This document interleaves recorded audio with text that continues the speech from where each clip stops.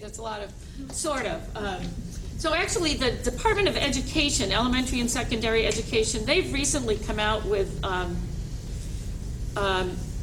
manual, which I didn't bring, but it's a manual around including students, not just students with Down syndrome, but including students, and it's based on three major frameworks. One is social emotional learning, one is positive behavior supports, and one is multi-tiered instruction.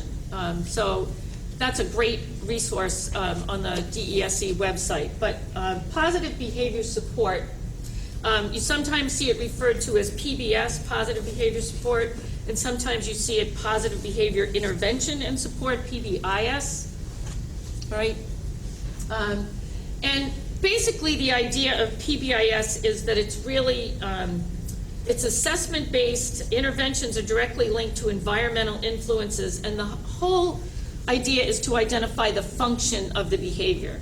So you asked about aggressive behavior, which can be related to communication problems. You know, I can't tell you what I want, so I may be aggressive. But the idea is they look at the function of behavior. So the main communicative functions are getting attention. All right, so what's something you've seen a student with Down syndrome do to get attention? Interrupting. Interrupting. Okay, sort of a tantrum. Yeah, the flop and drop works to get attention. Definitely. What else? Elope. Elope. I love that word. So elope, they just leave the area. Okay. A second one is escape or avoidance.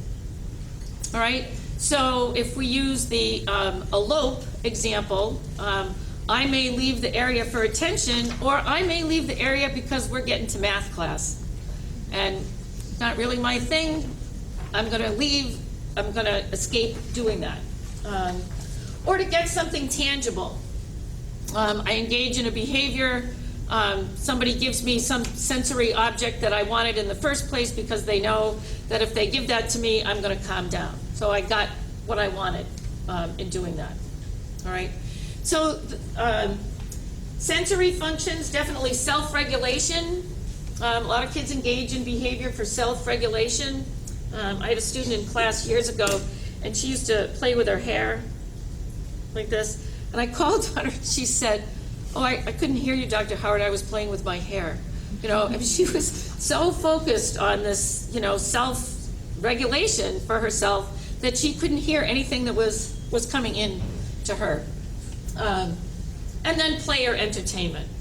So the big message here, if you're not familiar with positive behavior support, is that we often look at students' behaviors and jump to conclusions about why they're doing them, when in fact the same behavior can serve many functions. All right, that same behavior could be to escape at one point, or to get attention at some point, or to get sensory input at some point.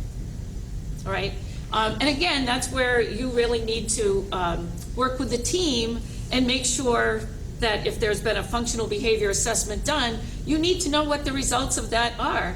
Because if you're taking that student off to another room, it's just the two of you, kids know that you might not know really what understand their behavior program, and they'll take advantage of that.